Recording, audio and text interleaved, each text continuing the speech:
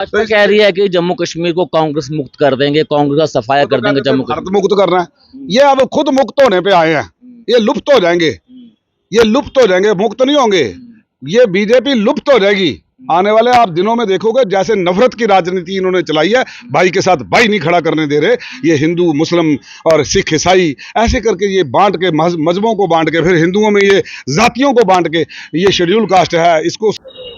विधानसभा चुनावों से पहले राहुल गांधी का जम्मू कश्मीर का दौरा काफी ज्यादा महत्वपूर्ण माना जा रहा है और ये भी कयास लगाए जा रहे हैं कि कांग्रेस की आज पहली लिस्ट जो है वो जारी हो सकती है, जिसमें टीएस टोनी का नाम आरएसपुरा जम्मू साउथ सीट से जो है उनका नाम सामने आ सकता है। टीएस टोनी सब हमारे साथ हैं।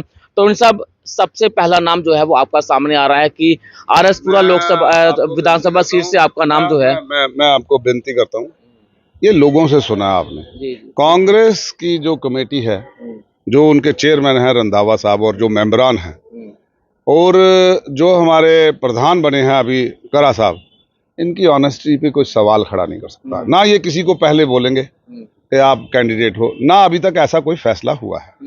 ये लोगों की आप बात सुन रहे हैं, लोगों की बात है, उसमें क्या है? क्या से लगाया जा रहा है कि टीएस टोनी एक नाम हो सकता है, एक बड़ा नाम है आरएसपुरा से। दावेदार है और भी बहुत सारे दावेदार हैं।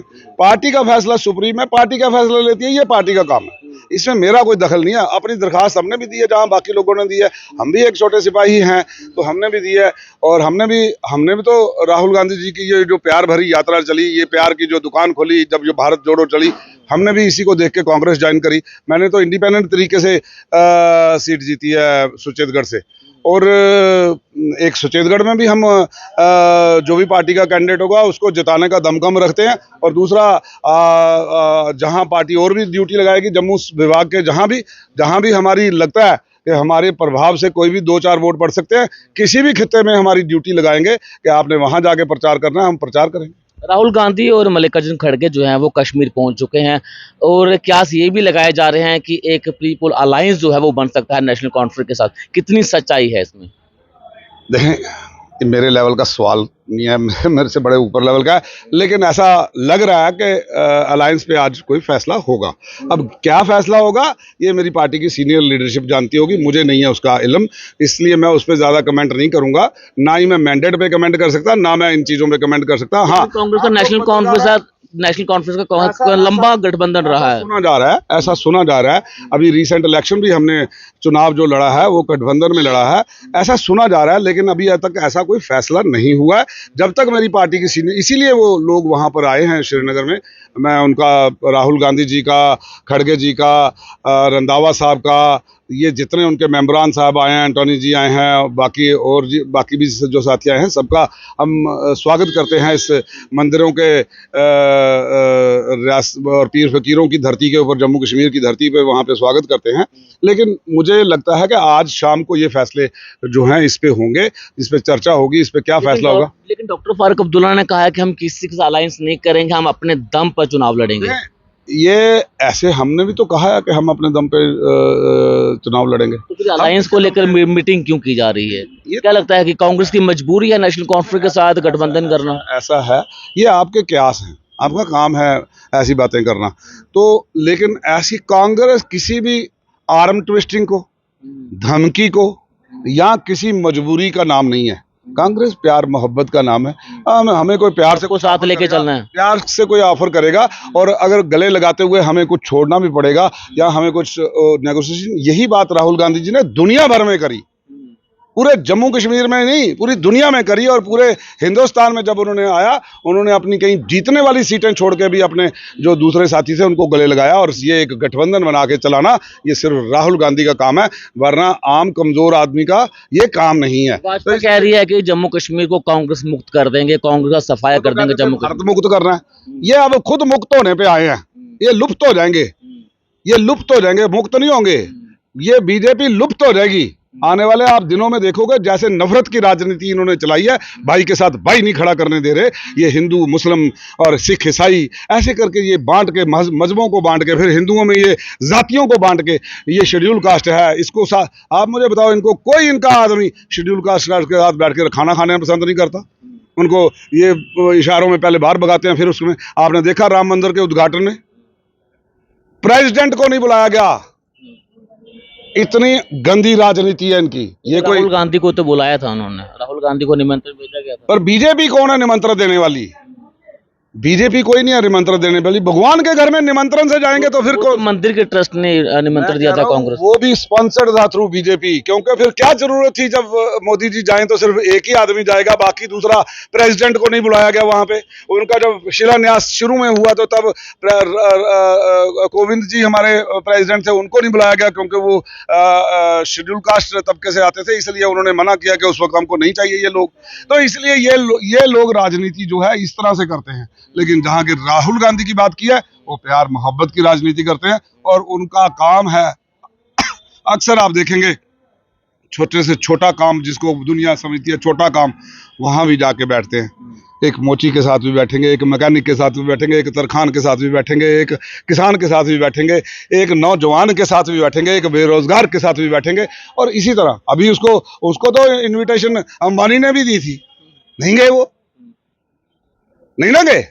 इसीलिए नहीं गए कि वो कोई किसी के, उन्होंने ये बताया कि ये कोई जर खरीद गुलाम नहीं है किसी के, कि किसी इतने बड़े घर से कोई न्योता आ जाए तो शायद इसको मिस करना जो है वो उनकी जो पहले की कमिटमेंट्स थी उन्होंने उनको प्रेफरेंस दी। किसी गरीब के साथ कोई, किसी गरीब वर्करों के साथ कमिटमेंट थी, उन्होंने उन वर्करों को नहीं छोड़ा। लेकिन एक अमीर के जो सरमायादार, जो हिंदुस्तान का जो बीजेपी का चहेता लाल था, अंबानी और अडानी अंबानी जी के बेटे की शादी थी, उन्होंने उसको ठुकराया, लेकिन अपने गरीब किसानों को उन्होंने पार्लियामेंट के अंदर बुला के मिला। ये राहुल गांधी बिल्कुल आपने सही कहा। लेकिन टोनी साहब, जहां से आप आते हैं वहां पर एक भाजपा की बड़ी रैली हुई थी, तरुण चुग वहां पर पहुंचे थे, उन्होंने कांग्रेस के नेताओं पर निशाना साधा था। उन्होंने कहा था कि कांग्रेस के नेता आज डॉक्टर फारूक अब्दुल्ला की गोद में बैठे और म्याऊं कर रहे हैं।